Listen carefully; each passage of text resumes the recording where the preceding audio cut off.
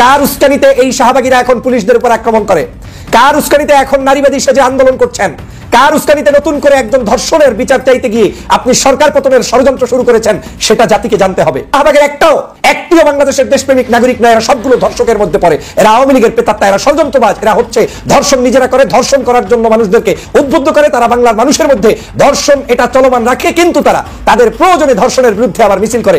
থাকবে না যে এই ঘটনা ঘটছে, এই ঘটনার পর 3 বছরের মধ্যে সবচেয়ে বড় ভয়াবহ হামলা আজকে শেখ হাসিনা ভারতে নাই, কোথায় আছেন?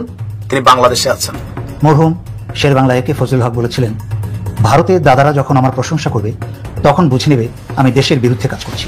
আমরা এখন দেখতে পাচ্ছি ভারত আমাদের সেনাপ্রধান জেনারেল ওয়াকারের প্রশংসা করছেন এবং আমাদের সরকার প্রধান মাননীয় প্রধান উপদেষ্টা প্রফেসর ইউনূসের বিরোধিতা করছে। আমরা যদি জেনারেল ওয়াকারের মতো ভারতীয় চাকরের দ্বারা ইনফ্লুয়েন্স হই, তার কমান্ডে থাকি, আমাকে বায়না করে পাঠানো হবে, আমাদের ব্রেইনের ভিতরে ঢুকিয়ে দেওয়া হয়েছে, আমাদের একটা জেনারেশনের ভিতরে ঢুকিয়ে দেওয়া হয়েছে, ভারত আমাদেরকে মুক্তিযুদ্ধ এনে দিয়েছে। ক্যান্টনমেন্টের ভিতরে কি ঘটেছে?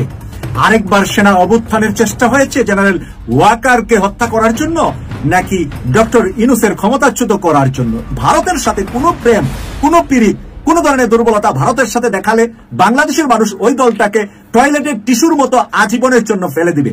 দর্শক, আগেই বলছিলাম ডক্টর ইউনূসের সাথে পাঙ্গা নিতে হলে সেরকমের রাজনীতিবিদ হইতে হবে, কারণ ডক্টর ইউনূস কোনো ঘাস খাওয়া রাজনীতিবিদ নয়। যিনি একজন নোবেল লয়ার, আপনারা সকলেই জানেন যে ডক্টর ইউনূস যেমন তেমন ভাবে কিন্তু ক্ষমতায় আসেননি। অতএব তাকে নিয়ে যদি কেউ ছেলে খেলা খেলতে চায় তাহলে তাকে কতটা ভয়ঙ্কর বিপদের সম্মুখীন হইতে হবে সেটি দেখাবো আজকের ভিডিওতে। ধৈর্য সহকারে দেখতে থাকুন।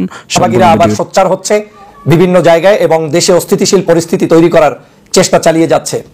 আপনারা জানেন, অনলাইনে অফলাইনে যেখানেই আপনি সার্চ দিবেন, সারা বাংলাদেশের ধর্ষক বলতে আওয়ামী লীগ, ছাত্রলীগ, যুবলীগ, আওয়ামী লীগের সংসদ সদস্য, আওয়ামী লীগের মন্ত্রী, আওয়ামী লীগের এমপি মুরাদ থেকে শুরু করে তাদের এমন কোনো ব্যক্তি নাই যারা শতকরা আপনি যদি 90% লোককে বলেন তাহলে ওই 90%ই ধর্ষকের তালিকায় আছে। বাংলাদেশের আওয়ামী লীগের আমলে বিভিন্ন বিশ্ববিদ্যালয়, কলেজ, ইউনিভার্সিটিগুলোতে সারাক্ষণই ছাত্র জনতার বিভিন্ন ধরনের আন্দোলন থাকতো। তার অন্যতম একটি থাকতো যে ধর্ষকদের বিরুদ্ধে। আমরা কিন্তু সেই সেঞ্চুরি করা মানিকের গল্প শুনেছি যে ছাত্রলীগের মানিক 100 জনকে ধর্ষণ করেছিল। আমরা কিন্তু শুনেছি জাহাঙ্গীরনগর বিশ্ববিদ্যালয় সহ বিভিন্ন বিশ্ববিদ্যালয়ে স্বামীর সামনে স্ত্রীকে ধর্ষণ করা হয়েছে জঙ্গলে নিয়ে এবং স্বামীকে গাছের সাথে বেঁধে রাখা হয়েছে। আমরা কিন্তু শুধু মানুষ ধর্ষণ শুনি নাই, আওয়ামী লীগ, ছাত্রলীগ এমনকি পশু পাখি পর্যন্ত ধর্ষণ করেছে। গরু, ছাগল কোনো কিছুই রক্ষা পায়নি ছাত্রলীগের কাছ থেকে। কিন্তু আমরা শাহবাগীদেরকে সেই সময় কোনো প্রতিবাদ করতে দেখি নাই। ধর্ষণ বাংলাদেশের এক ধরনের, এই যে ধর্ষণ করা হচ্ছে এটা একটা বেধিতে রূপান্তরিত হয়েছে। এটা একটা সামাজিক বেধি যেটা গত 16 বছরে তৈরি হয়েছে। সেই বেধিটা একদিনে, 1 ঘন্টায়, নিমিষেই বন্ধ হওয়ার মতো পরিস্থিতি হয়নি। আমি সকল ধর্ষকদের বিরুদ্ধে এবং ধর্ষণকারীদের সর্বোচ্চ শাস্তির নিশ্চয়তা বিধানের জন্য সরকার সহ সবার প্রতি আহ্বান জানাই। কিন্তু আমি এটাও আপনাদেরকে সজাগ দৃষ্টি রাখার জন্য বলছি, এই যারা ধর্ষণকারী সেই আওয়ামী লীগের লোকেরাই এখন ধর্ষকের বিচার চেয়ে, ধর্ষণ কেন হচ্ছে সেইটার বিচার চেয়ে এখন নতুন করে মাঠে ময়দানে নেমে সরকারকে এবং দেশকে অস্থিতিশীল করার চেষ্টা করছে। মূলত এরা শাহবাগের অংশ, মূলত 2013 সালের শাহবাগীরাই এই কর্মকাণ্ডটি করছে। গত 16 বছর আওয়ামী লীগের সকল ধর্ষণ নীরবে হয়তো সারা বাংলাদেশে সহ্য করেছে, কেউ কোথাও প্রচার পায়নি। কিন্তু এই স্বাধীন দেশে 5ই আগস্টের পরে এই প্রথম আমরা দেখলাম যে একজন ছোট্ট শিশুমণিকে ধর্ষণ করায় আমরা কষ্ট পেয়েছি, সেটা সমগ্র বাংলাদেশ ব্যাপী প্রচার হয়েছে। এনাফ, তার জন্য চিকিৎসা চলছে, এনাফ, তার জন্য সর্বোচ্চ রাষ্ট্র ব্যবস্থা নিচ্ছে, এনাফ, তার জন্য আমরা সমবেদনা প্রকাশ করেছি, এনাফ, আমরা মিছিল করেছি, প্রতিবাদ করেছি, এনাফ।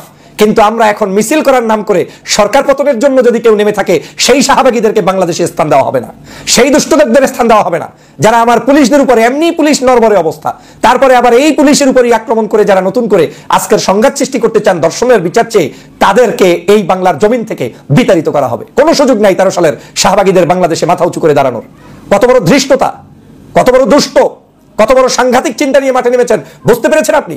ধর্ষণ করেছে গ্রামের মধ্যে, বাবা সমতুল্য একটি মানুষ করেছে, যেটা সামাজিক অবক্ষয়, এটা মেনে নেওয়ার সুযোগ নেই। তাকে গ্রেপ্তার করা হয়েছে, তার আশেপাশের লোকগুলোকে গ্রেপ্তারের জন্য করা হয়েছে এবং এখন পর্যন্ত আমার জানা মতে 2 থেকে 4 জন ব্যক্তি গ্রেপ্তার হয়েছেন। তার আত্মীয় স্বজন যে 4 জন জড়িত ছিলেন তাদেরকে গ্রেপ্তার করা হয়েছে এবং শুধু তাদেরকে নয়, তাদের কারণে আজকের আইন পর্যন্ত চেঞ্জ করা হয়েছে। যেই বিচারটা 180 দিন ছিল সেটাকে 90 দিনের মধ্যে নিয়ে আসা হয়েছে। যেখানে জামিনের ব্যবস্থা ছিল সেখানে জামিন ক্যান্সেল করার আইন করা হয়েছে। তার মানে হচ্ছে এই সরকার এর ব্যাপারে আন্তরিক, যেটা আওয়ামী লীগ করে নাই। তাহলে কার উস্কানিতে এই শাহবাগীরা এখন পুলিশদের উপর আক্রমণ করে? কার উস্কানিতে এখন নারীবাদী সেজে আন্দোলন করছেন? দর্শক, এতক্ষণ পর্যন্ত আপনারা দেখলেন যে বাংলাদেশের কিছু উশৃঙ্খল ব্যক্তিরা যারা আবারও নতুন করে শাহবাগে নিয়ে বিভিন্ন রকমের মন্তব্য করছেন বা শাহবাগে গিয়ে কি প্রতিবাদ করছেন।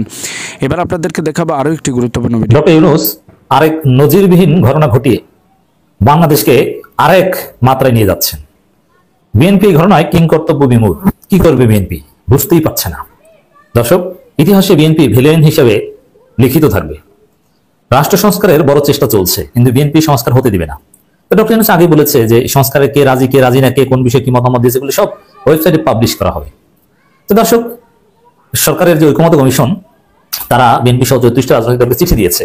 এই চিঠিতে বিএনপি আরেক গ্যারাকলে পড়েছে, কি করবে বুঝতে পারছে না। দর্শক, চিঠিতে টিক চিহ্ন দিতে বলা হয়েছে যে আপনি এটা রাজি কি রাজি না। এটি সরকারের একটা চমৎকার একটা সিদ্ধান্ত। মতামত আগে নেওয়া হয়েছে, সুপারিশমালা তৈরি করা হয়েছে, এখন টিক চিহ্ন দিবেন। এটার উপর ভিত্তি করে ঐকমত বা কত পার্সেন্ট কি এই বিষয়ে ডিসিশন নেবে সরকার। কিন্তু বিএনপি বলছে না, তারা টিক চিহ্ন দিবে না, তারা লিখিত মতামত দিবে। তো দর্শক, এই যে টিক চিহ্ন দিবে না, লিখিত মতামত দিবে, অন্য সবাই দিবে, বিএনপি তো একলা হয়ে পড়বে এবং বিএনপি ইতিহাসে ভিলেন হয়ে পড়বে। ভিলেন হিসেবে লেখা থাকবে যে না, বাংলাদেশে একসময় রাষ্ট্র সংস্কার হয়েছিল, বিএনপির আমার একটা দল, তারা তাদের সহযোগিতা করেনি, তারা মতামত জানেনি, তারা টিক চিহ্ন দেয়নি, কিন্তু সংস্কার ঠিকই হয়েছে। দর্শক, বিএনপি ফাটাবাসের মধ্যে পড়তে যাচ্ছে। প্রফেসর ইউনূস চীন যাচ্ছেন, চাইনিজ প্রেসিডেন্ট তাকে স্পেশাল বিমান পাঠিয়ে দিচ্ছেন। ডিসেম্বরের মধ্যে নির্বাচন দিয়ে সংস্কার না করে চলে যাবেন, তাহলে চীন এত আগ্রহ দেখাতো না। আর চীনের জন্য ডক্টর ইউনূস টাইপের শাসকদের সাথে ডিল করাটা সহজ। বড় বড় চুক্তি হবে, হিউজ বিলিয়ন ডলার ইনভেস্টমেন্ট বাংলাদেশে আসবে, যুক্তরাষ্ট্রের ইনভেস্টমেন্টও আসবে। অতএব দর্শক, এই সংস্কার হবেই। এই সংস্কারের জন্য পৃথিবীর বিভিন্ন দেশ টাকা দিবে, এটা তারা অলরেডি বলেছে যে আপনি সংস্কার করেন, আমরা টাকা যা লাগে দিব, ডলার দিব, এবং সেটা বিলিয়ন ডলার। অতএব এই যে খবরটা, হ্যাঁ নাতে ঠিক নয়, লিখিত মতামতের গুরুত্ব বিএনপি। এই যে হ্যাঁ না জানতে চেয়ে চিঠি দিয়েছে বিএনপি।